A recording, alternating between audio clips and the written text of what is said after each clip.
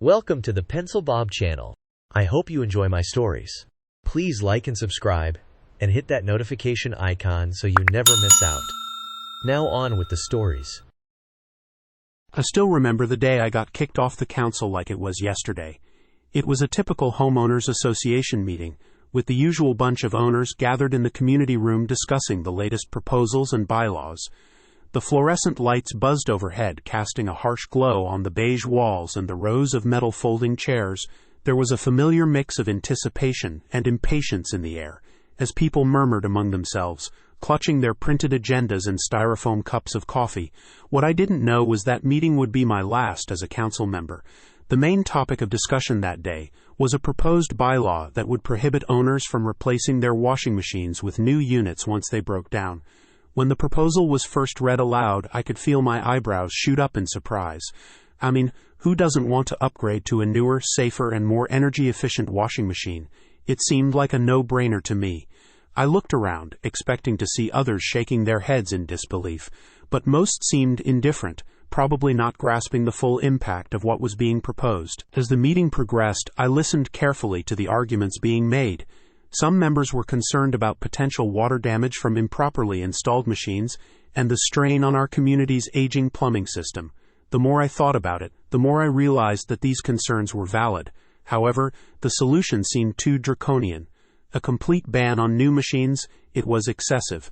I decided to voice my concerns.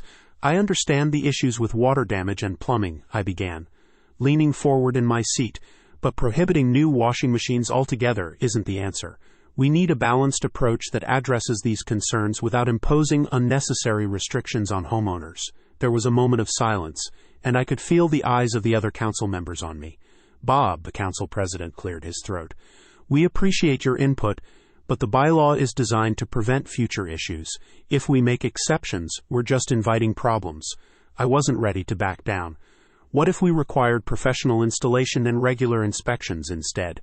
That way we can ensure safety without limiting people's choices. The suggestion hung in the air for a moment before being quickly dismissed. If the bylaw doesn't pass, we'll just try again next time with a revised version, Bob said curtly. I could sense his impatience, and it frustrated me. They were brushing me off without giving my ideas a fair consideration. Feeling the need to take matters into my own hands, I reached out to several homeowners outside the council meetings. I knew a few who shared my concerns and asked if they would be willing to give me their proxy votes for the upcoming vote. It was a risky move, but I believed strongly in what I was doing. On the day of the vote, I stood up and made what I thought was a compelling argument. I talked about the importance of balancing safety with homeowners' rights and presented a list of alternative solutions, including professional installation and regular maintenance checks. To my surprise, my argument struck a chord with many of the homeowners. When the votes were tallied, the proposed bylaw was defeated. I felt a wave of relief wash over me, but it was tinged with a sense of foreboding. The other council members looked less than pleased, their faces a mix of frustration and irritation. I didn't dwell on it too much. We had a new council election coming up, and I was confident in my chances. I had always been a dedicated and hard-working council member, often going above and beyond to ensure things ran smoothly. Surely the homeowners would recognize that. But when the votes were counted, I was shocked. I was the least voted person. Even two people who hadn't bothered to show up received more votes than I did. It felt like a punch to the gut. As I looked around the room, realization dawned on me. None of the current council members had voted for me. They had all ganged up against me, likely in retaliation for challenging their proposal. I felt a mix of emotions, anger, disappointment, and frustration. It was hard not to take it personally. After all, I had only tried to do what was best for the community.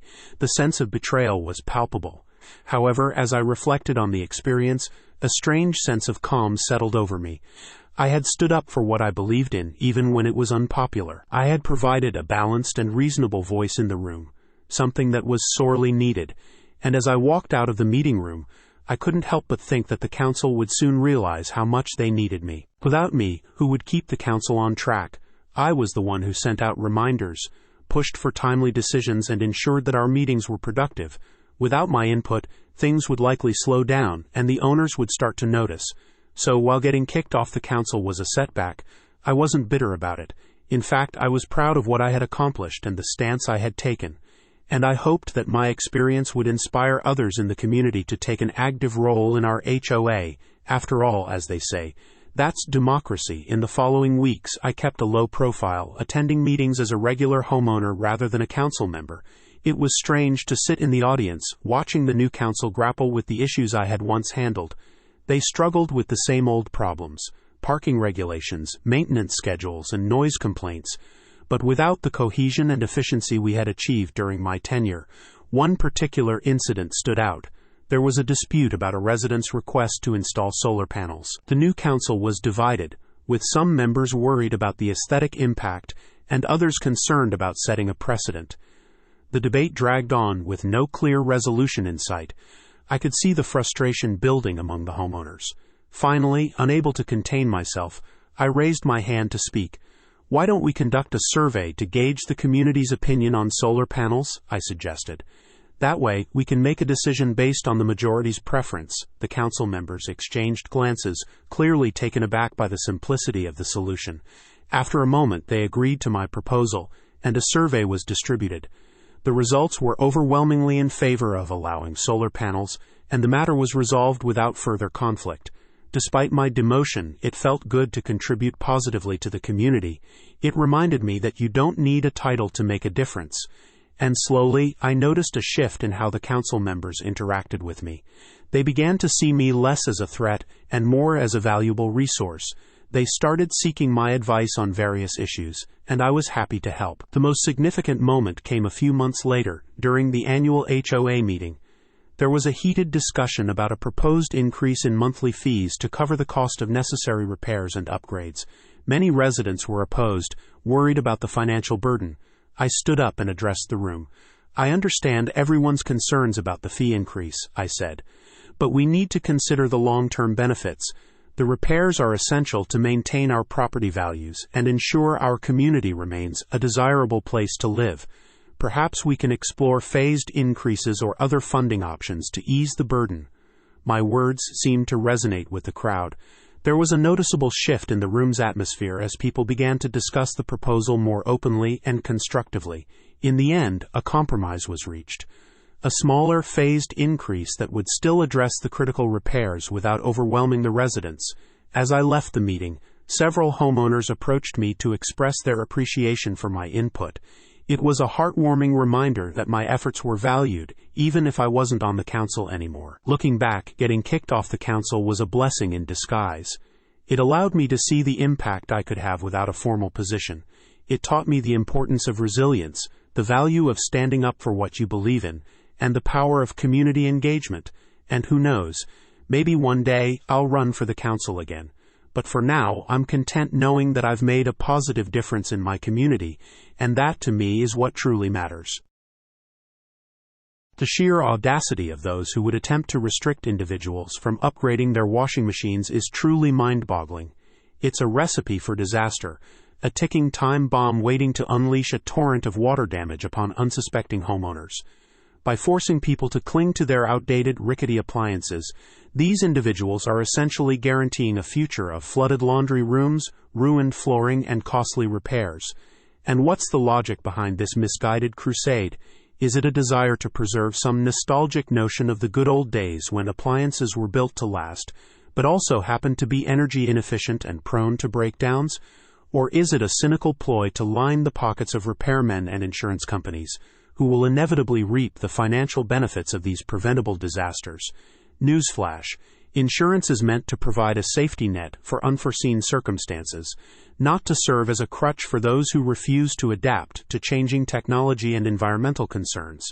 And as for washer pans, they're a necessary precaution, not a substitute for responsible appliance maintenance. It's high time we recognized the importance of upgrading our washing machines to modern, energy-efficient models that not only reduce our carbon footprint, but also minimize the risk of catastrophic failures. By doing so, we can avoid the financial and environmental costs associated with water damage, and instead enjoy the peace of mind that comes with knowing our homes are protected from such preventable disasters.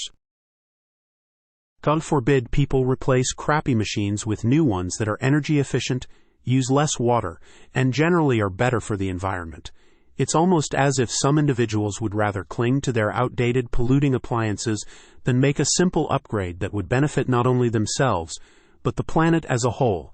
I mean, what's the harm in swapping out that ancient, energy-guzzling refrigerator for a sleek, eco-friendly model that will save them money on their utility bills and reduce their carbon footprint? Or, heaven forbid, replacing that water-wasting washing machine with a high-efficiency one that uses significantly less H2O. It's not like these new machines are going to break the bank or require some sort of drastic lifestyle change. And yet there are still people out there who would rather stick with their old, environmentally unfriendly appliances, simply because they're comfortable with the status quo. It's a mindset that's not only harming the environment, but also holding us back from making progress towards a more sustainable future.